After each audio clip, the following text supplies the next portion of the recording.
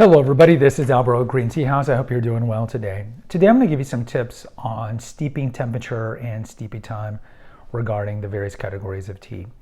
Now before we begin, I highly recommend you check out our back catalog of episodes, especially the fundamentals of tea. And in regards to this episode, I'll make sure that I put some up here that are germane. So steeping time, steeping temperature, of course, this is exceedingly crucial when it comes to tea in general, or infusing anything, coffee included, coffee, tea, anything that you infuse. And we've talked about in previous episodes the importance of knowing how long to do it and the temperature. So we're not really going to repeat that, but I think the most important tea to understand in terms of temperature is going to be the greens, the whites, and the yellows, because those are lightly to no oxidize. And because of that, they're like I've mentioned before, they're like teenagers. They're very sensitive. And so if you steep at too hot of a temperature with these aforementioned three, you're going to get a very astringent tea. And many times people don't even like green tea because all they've had is green tea in a tea bag at full boil, and they drink it and they're like, I don't like tea. I don't want green tea. I'll stick to either my black with milk and sugar, or I'll stick to coffee. And they never had green tea the way it's meant to be.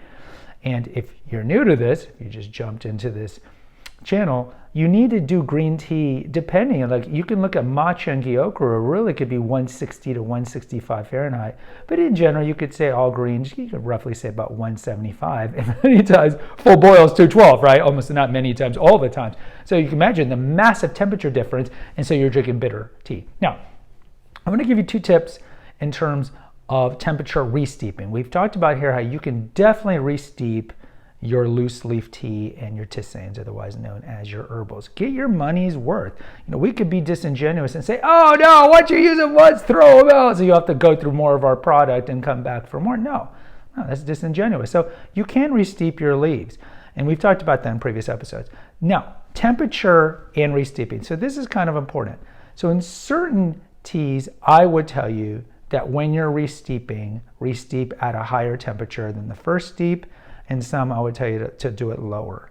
So when it comes to the more oxidized ones, so this is going to be the oolongs, the blacks, and the pu'ers, the darks. I would tell you steep the first time at the regular temperature that you should be steeping. And if you look at the back of our products, we tell you what temperature to do it. Then the second time you infuse these leaves, go a little higher.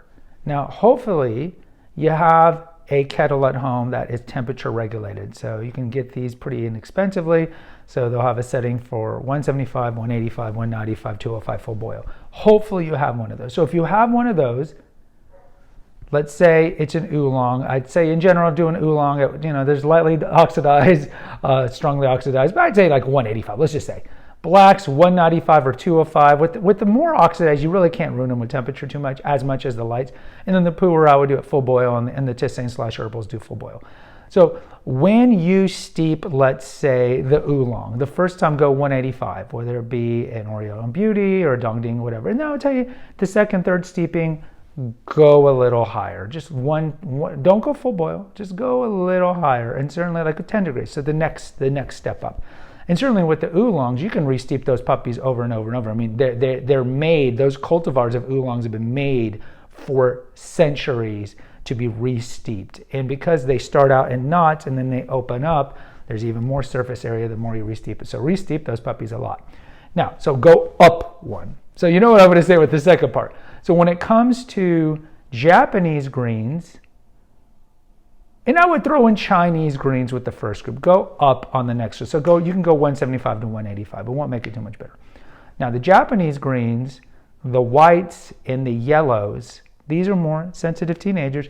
So I would steep them at whatever temperature the first time around, and then either steep them at the same temperature or go a little lower. Now with the Japanese green, you probably don't have a kettle that goes to 165, but if you do, probably steep the original infusions of the Japanese green. So this will be, of course, like gyokuro, sencha, and whatnot. Do like 175, and if you can go lower, go a little lower, or boil at 175, and then wait about a minute, and it's going to drop the temperature down, and then re-steep those leaves. And why? Because Japanese tea, green tea, is steamed. It's not pan fired like it is in China. And because of that sensation, because of that action, if you steep at a lower temperature, you're going to just get a better taste. And when it comes to the whites, there's a lot of controversy. Should you steep whites at 175 or should you go 195?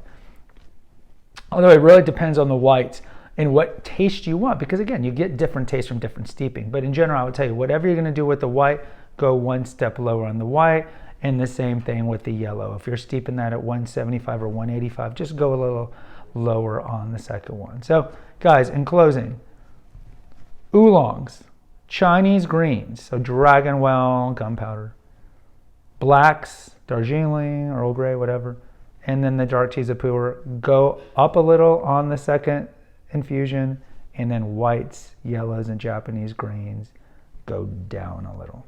Guys, I'd love to hear from you. Post in the comments. Until next time, take care. God bless.